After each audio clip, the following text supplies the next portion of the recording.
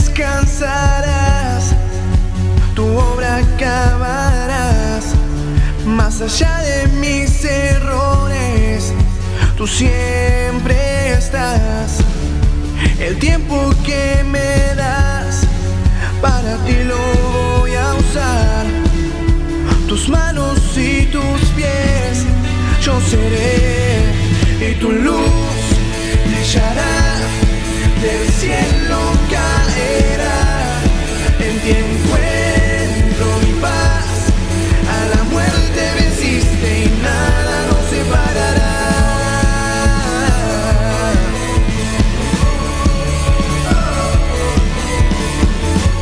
Todos los tiempos tienen sus convulsiones, sus agitación, sus crisis. Y esta época que nos toca vivir no es distinta a las otras.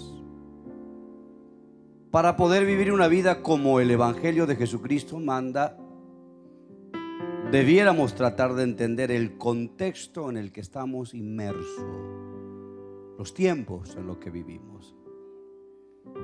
Deberíamos entender la ingeniería social que va mutando, que va cambiando, este sistema concadenado, un mundo que está diseñado con una especie de network, de cadenas. Ustedes habrán oído que ya nada de lo que ocurre en un extremo del mundo deja sin afectar al otro extremo. Hace años atrás, la caída de el valor del arroz en los países asiáticos dieron una convulsión económica en Chiapas, el pueblo más pobre de México, de un extremo a otro. Vivimos en una sociedad fragmentada, desestructurada, desintegrada. Cada vez hay más apertura a la locura. Las personas piensan blanco y negro al mismo tiempo y defienden las dos posiciones en el mismo momento.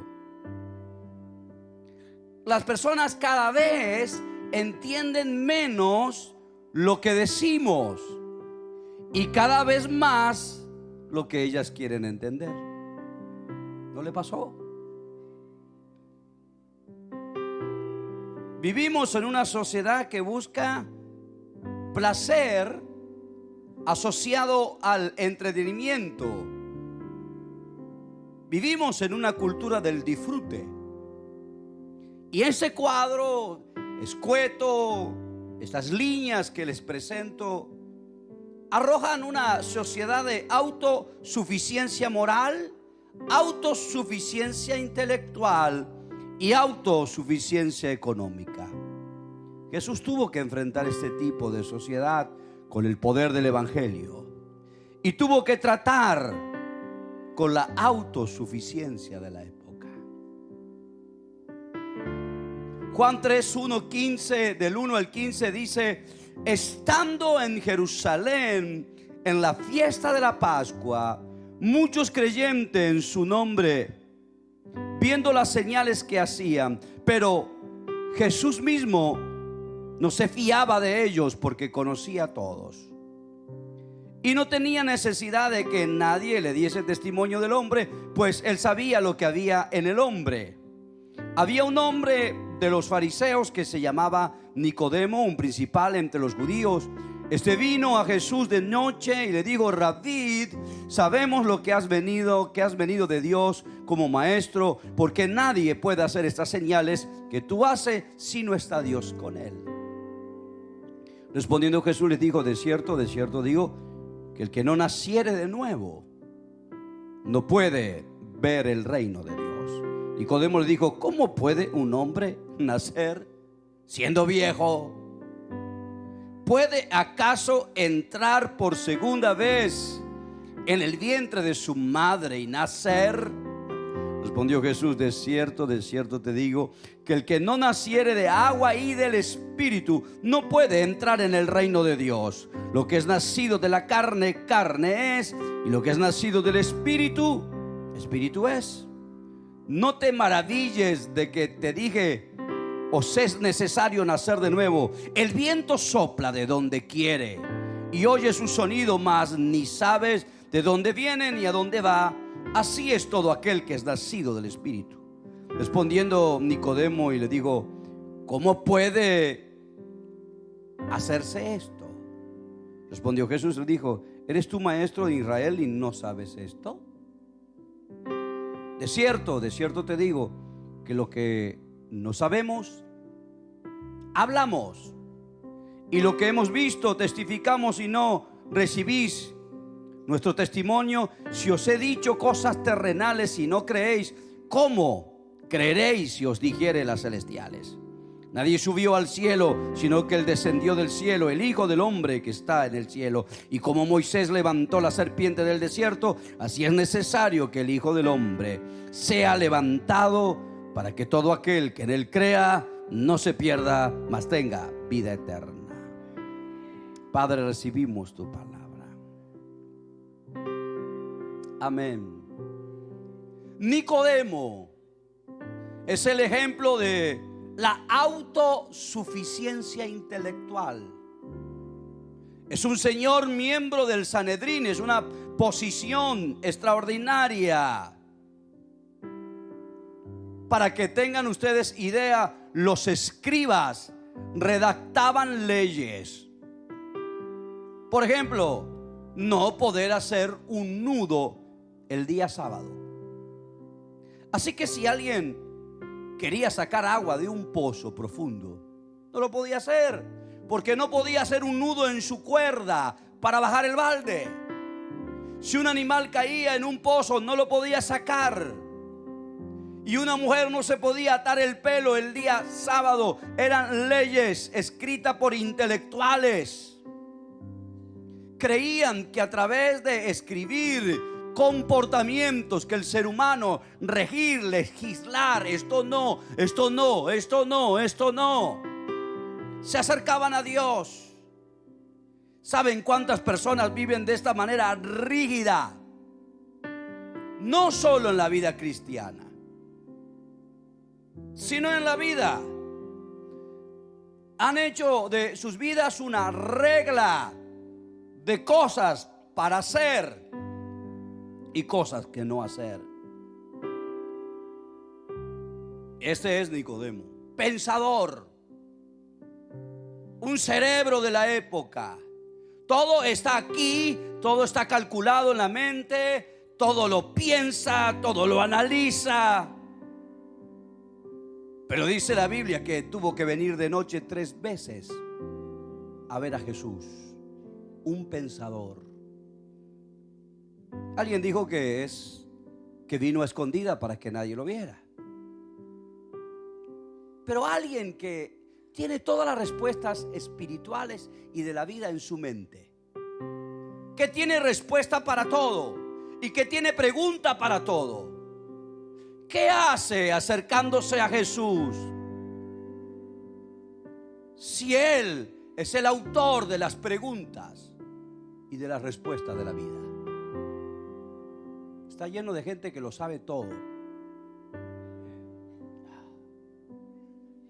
Está lleno de todólogos. Lo saben todo.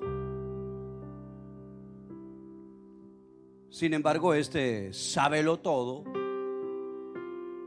vino de noche a ver a Jesús. Porque tiene, además de su intelecto, de su capacidad pensadora, de alguien que se pasa la vida pensando, conjeturando, Nicodemo, el señor de la ley, tiene un profundo vacío que no hay pregunta ni respuesta que puedan llenar. Miren lo que él pregunta. Este vino a Jesús de noche y le dijo: Rabí, sabemos que has venido de Dios como maestro. Porque nadie, él mismo afirma, él mismo contesta, él mismo razona, porque nadie puede hacer estas señales que tú haces si no está Dios en él. Nicodemo está lleno de verdades, está lleno de pensamientos, es un hombre que cree cumplir con todo, que cree responder a todo, que cree saberlo todo, pero no puede entender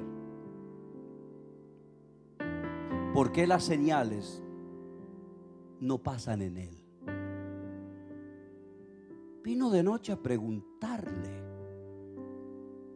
El Señor que lo explica todo, el que escribe las leyes de cómo es Dios, de cómo acercarse a Dios, ahora está escondido en la noche preguntándole a Jesús que le explique esto de señales.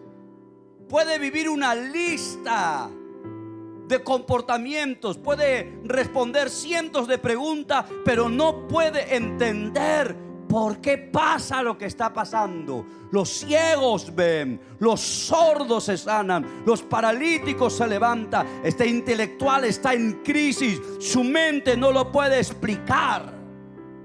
Los intelectuales asfixiaron a un ciego preguntándole cómo lo hizo, quién lo hizo, a qué hora lo hicieron, de qué manera lo hicieron, qué fue lo que hizo, cómo te sanó. Los intelectuales no podían explicar cómo un ciego de más de 40 años ahora veía. Querían respuestas, querían conjetura, querían preguntas y respuestas, respuestas y preguntas. Y el necio, el ignorante del ciego, el que no es sabio, el que no es intelectual, contestó como pudo: yo no sé cómo lo hizo, solo sé que antes no veía y ahora veo.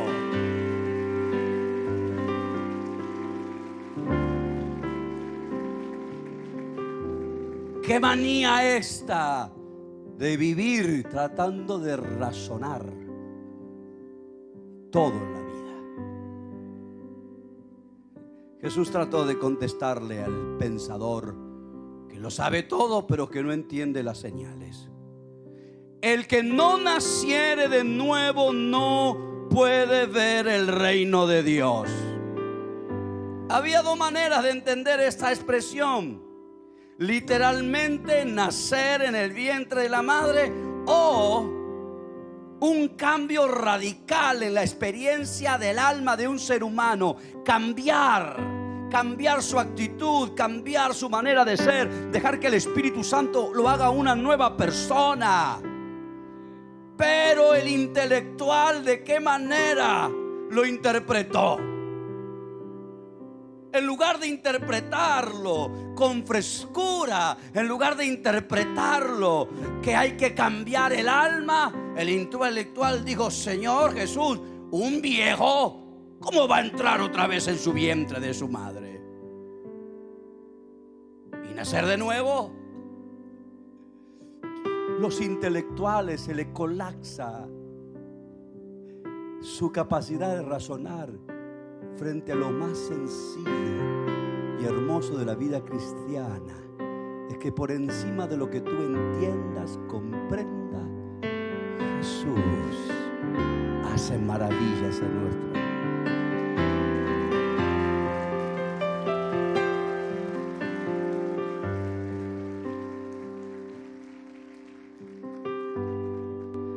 Jesús da un pequeño resumen de la verdad y le dice: nacer del agua y del espíritu. Hay que nacer, porque el nacido de la carne, carne es, y el nacido del espíritu, espíritu es. El Señor está diciendo que hay un reino, el reino de los cielos, una sociedad diferente a la que estamos acostumbrados a vivir, donde la obediencia y el cumplimiento, sin andar cuestionando, razonando, sopesando verdades o mentiras, hace que las personas vivan en armonía.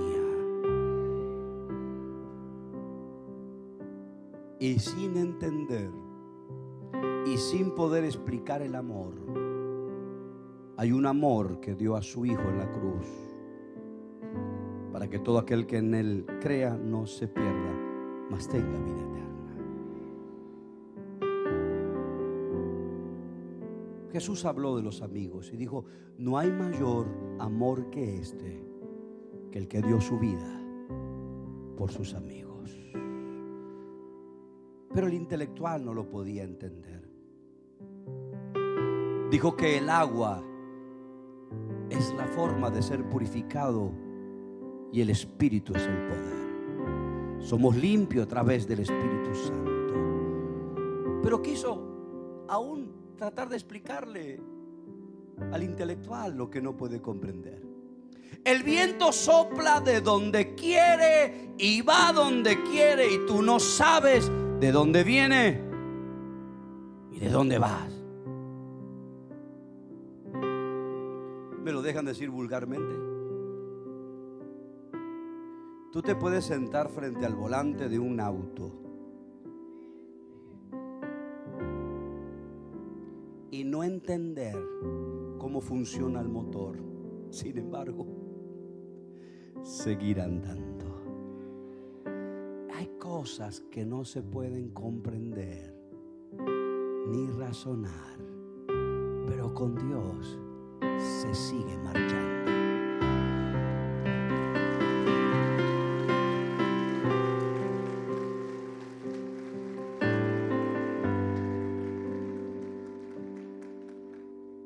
De cierto te digo que lo que sabemos hablamos, y lo que hemos visto testificamos, y no recibís nuestro testimonio.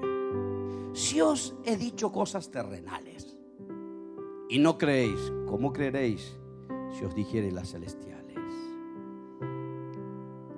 Algo así como Nicodemo: ¿vistes el agua convertirse en vino? ¿Viste los ciegos ver, los sordos oír, los enfermos sanarse? Y todavía estás preguntando: ¿cómo se puede hacer esto? Aquel día fue un golpe a la autosuficiencia intelectual. No porque Dios quiera gente ignorante,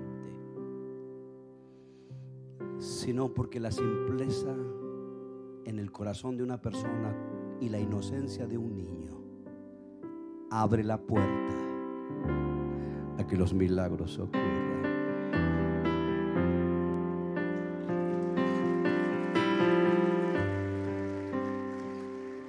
Me dijo un intelectual: quiero hacerle una pregunta. Varias. Le dije: sí, cómo no. Entonces Adán y Eva fueron los primeros seres vivientes. Sí, dice la Biblia eso. Ajá. Y tuvieron hijos. Cierto, 2 varones, que uno mató al otro. Cierto. Y el que quedó vivo, ¿con quién se casó? Porque según lo que dicen ustedes, Adán y Eva son los únicos seres vivientes. ¿De dónde nacen las mujeres? Caín, ¿de dónde encontró esposa?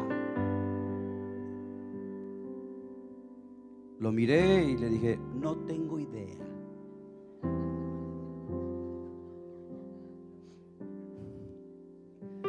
Luego avanzó con su pregunta. Dice la Biblia que los ángeles tuvieron relaciones con las mujeres de los hombres. Le digo: dice eso. ¿Cómo puede ser que un ángel tenga sexualidad con las mujeres? Le dije: no tengo idea. El día que esté con uno le voy a preguntar.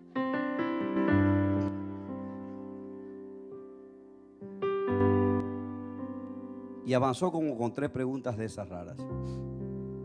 Y a todos les dije: no tengo la más pálida idea. Dígame, ¿usted qué clase de predicador es? ¿No sabe nada? Nada. Solo sé una cosa: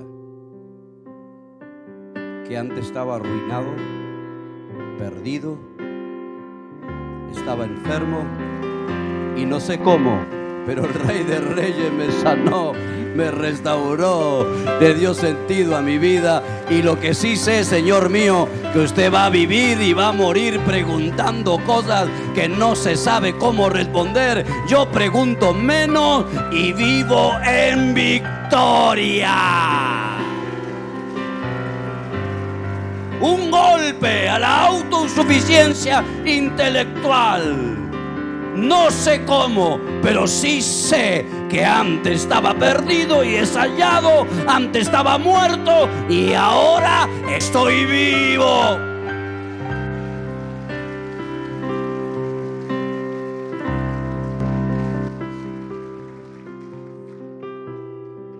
Diga al de al lado, déjese de quemarse la cabeza con tanta. Para los que tienen cierta edad, recuerda, ¿no? Caballasca. Ahí mostró los documentos. Me hierve la cabeza. Dios no quiere ignorantes, quiere simples. Que no podemos entender las dimensiones de un Dios que no se puede medir. Nos basta, como dijo, no sé cómo, dijo el ciego, solo sé que antes no veía y ahora veo. También es cierto que el Señor tuvo que contrarrestar la autosuficiencia económica. Lucas 12:19 y dice: y diré a mi alma, alma, muchos bienes tienes guardados para muchos años, repósate, come, bebe y regocíjate. Pero Dios le dijo: necio, esta noche vienen a pedir tu alma, y lo que has provisto, ¿de quién será? Así es el que hace para sí tesoro y no es rico para con Dios. No necesita mayor explicación que lo leído para saber que aquí hay un sujeto que está haciendo alarde de su opulencia. Se está gozando por los niveles que alcanzó, por una opulencia económica. Y la pregunta de Jesús es válida: ¿para quién guardaste esto? Y todo lo que almacenaste, ¿de quién será? Tú te mueres, ¿y de quién será? La Biblia no condena la riqueza. Abraham era rico, Salomón,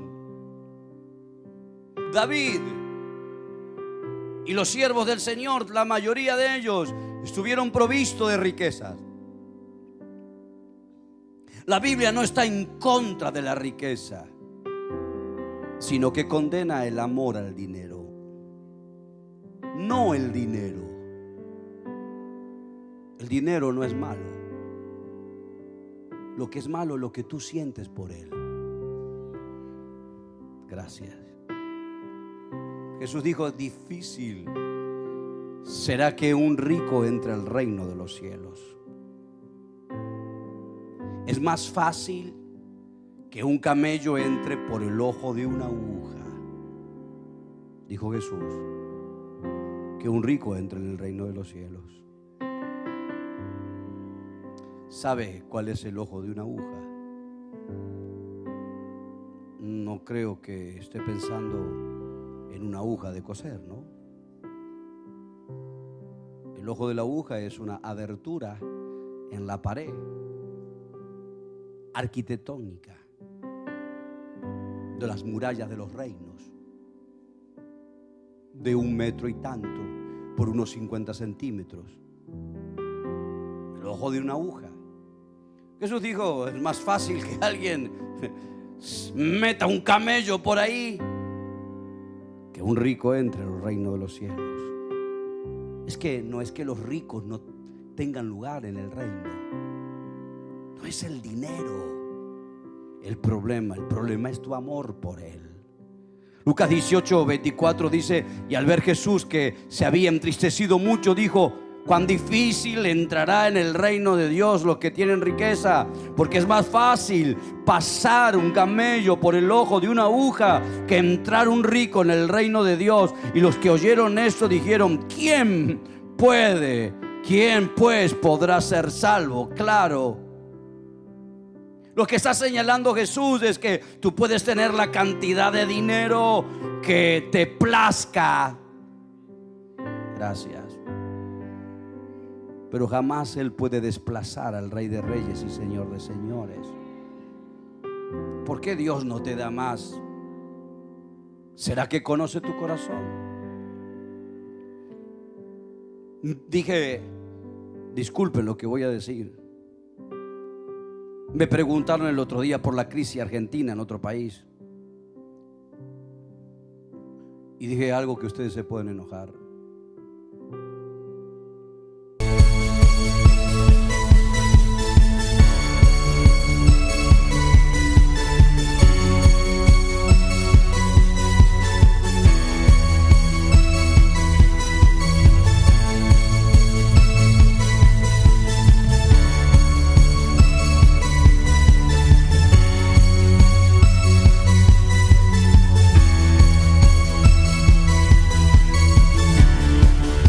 Tú no descansarás, tu obra acabarás.